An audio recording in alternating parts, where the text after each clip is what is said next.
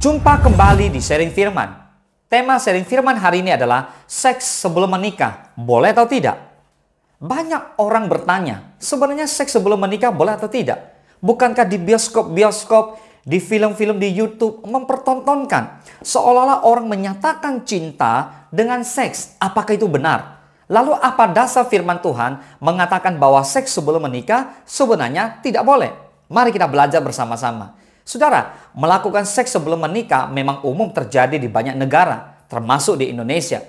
Menurut data dari Infodating Kementerian Kesehatan Republik Indonesia, ada sebanyak 14,6% laki-laki usia 20-14 tahun dan 4,5% laki-laki usia 15-19 tahun yang pernah melakukan seks pranikah. Sedangkan untuk perempuan di usia 20-24 tahun terdapat sebanyak 1,8% dan di usia 15-19 tahun sebanyak 0,7%. So, dari survei tersebut, alasan hubungan seksual pranikah terbanyak adalah laki-laki karena penasaran atau ingin tahu. Dan untuk perempuan alasannya adalah karena dipaksa oleh pasangan. Wow! Tanpa kita sadari, saudara, melakukan seks sebelum menikah memiliki risiko tersendiri yang sangat tidak baik. Baik untuk yang pria maupun untuk yang wanita. Jelas, Alkitab melarang manusia berhubungan seks sebelum menikah. Seks sebelum menikah sama salahnya dengan perzinahan dan bentuk-bentuk percabulan lainnya. Karena semua itu tersangkut paut dengan hubungan seks dengan orang yang tidak dinikahi atau tidak sah. Ibrani 13 ayat 4 firman Allah berkata, "Hendaklah kamu semua penuh hormat terhadap perkawinan dan janganlah kamu mencemarkan tempat tidur. Sebab orang-orang sundal dan pezina akan dihakimi Allah."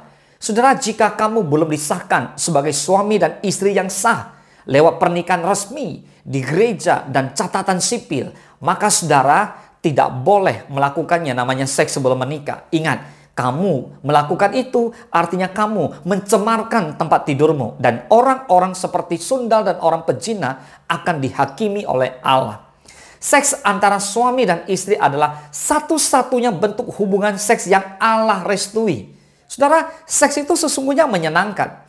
Allah mendesain seks untuk itu. Allah menghendaki pria dan perempuan menikmati aktivitas seksual, tapi hanya dalam lingkup pernikahan yang resmi.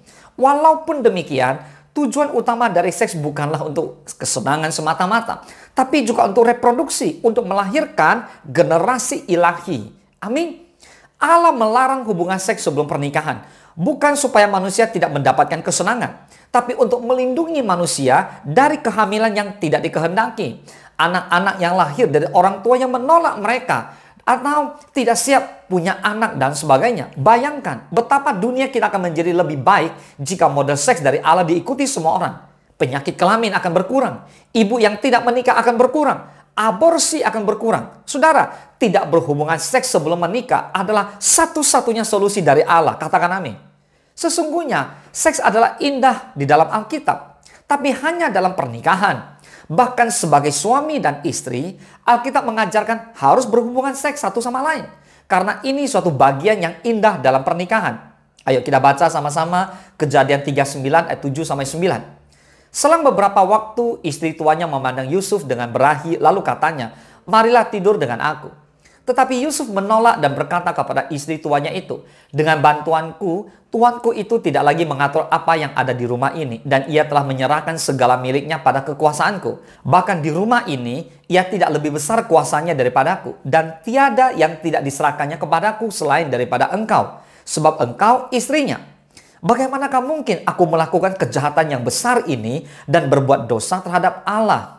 Saudara, kisah ini menceritakan Yusuf yang diajak untuk berhubungan seks dengan istri Potifar. Yusuf diperkirakan berumur 19-21 tahun. Seorang yang masih muda, tapi punya prinsip yang bagus tentang seks. Yusuf menolaknya. Sekarang kita lihat dulu. Seks menurut Alkitab ada dua. Yang pertama, seks adalah pemberian dari Tuhan. Seks adalah suatu pemberian dari Tuhan dan hanya indah dalam pernikahan. Yusuf tahu hal ini. Biarpun dia ada kesempatan dan mungkin juga ada keinginan, tetapi Yusuf tetap hidup benar dan menolaknya. Saudara, banyak pengikut Tuhan di awal tidak punya konsep yang benar tentang seks. Seks sepertinya sesuatu yang tabu, menjijikkan, dan sepertinya tidak perlu didiskusikan atau dibicarakan. Padahal di Alkitab banyak diceritakan soal seks. tentang seks yang benar, kenikmatan seks, dan bahkan penyelewengan yang terjadi akibat seks yang nggak benar, seperti homoseksual dan sebagainya. Riset di Amerika Serikat menyatakan bahwa para pemuda berhubungan seks umurnya sekitar 15 tahunan. Umur 11-an sudah melihat pornografi. Ini berarti bisa terjadi di negara manapun. Sebagai orang tua, maka kita harus menjaga anak-anak kita dengan baik, mengajar anak-anak kita dengan benar tentang seks. Perhatikan juga apa yang tertulis di Kejadian 1 ayat 31 tentang menciptakan, termasuk juga manusia, di mana juga tentu termasuk seks di dalamnya. Kejadian 2 ayat 18 dikatakan, Tuhan Allah berfirman, tidak baik kalau manusia itu seorang diri saja. Aku akan menjadikan penolong baginya yang sepadan dengan dia. Artinya, di Kejadian 2 ayat 18 ini, Tuhan menciptakan manusia, yaitu suami dan istri berpasang-pasangan supaya mereka terus bisa bersama-sama. Kemudian di Kejadian 2:24, ayo kita baca dulu. Sebab itu seorang laki-laki akan meninggalkan ayahnya dan ibunya dan bersatu dengan istrinya, sehingga keduanya menjadi satu daging. Artinya, manusia menjadi mandiri dan bersatu dalam sebuah komitmen di dalam sebuah keluarga. Di dalamnya tentu ada hubungan seksnya, karena di lembaga pernikahan yang sudah resmi. Nah saudara, rencana Tuhan dalam pernikahan adalah satu, bersatu terus menjadi satu daging. Bukan gonta-ganti pasangan seks. Diibaratkan seperti sesuatu yang dilem, yang tidak boleh dilepas-lepas dan ditempel di sana-sini gak karuan. Pertanyaannya, apa sih tujuan seks dalam pernikahan sebenarnya? Tujuan seks dalam pernikahan adalah kebersatuan, unity, mempunyai anak, kenikmatan dan perlindungan.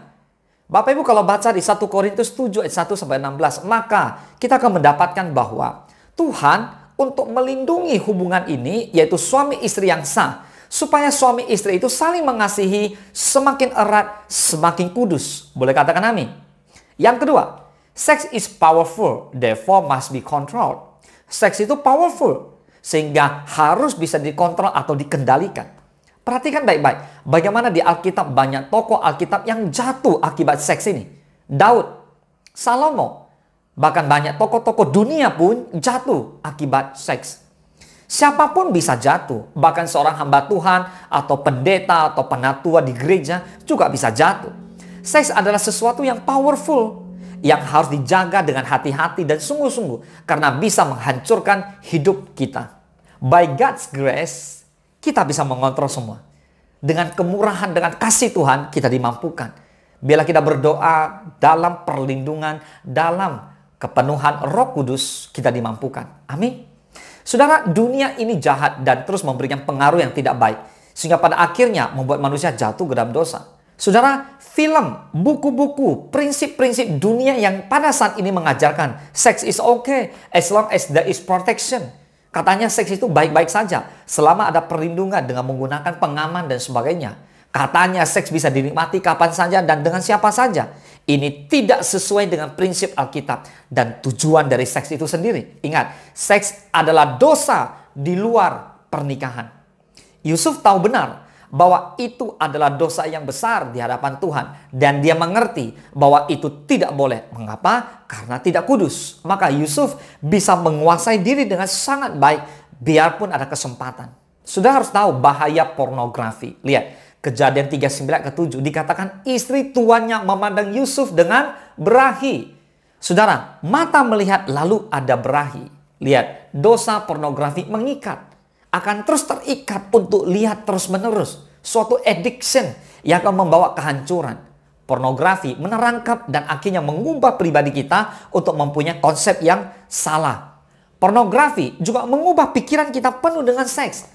Penuh dengan halusinasi yang tidak benar. Penuh dengan hal-hal yang jorok sifatnya. Akhirnya potensi sebagai mahasiswa, relasi dengan Tuhan, hubungan dengan suami atau istri, semua menjadi rusak. Saudara, setiap dosa selalu ada konsekuensinya. Saat kita ingin mencuri kenikmatan seks sebelum pernikahan, akan ada kehancuran. Dengar, kehancuran masa depan, kehancuran hidup, kehancuran pikiran, kekudusan, relasi dengan sesama, dan terutama pada Tuhan. Bertobatlah.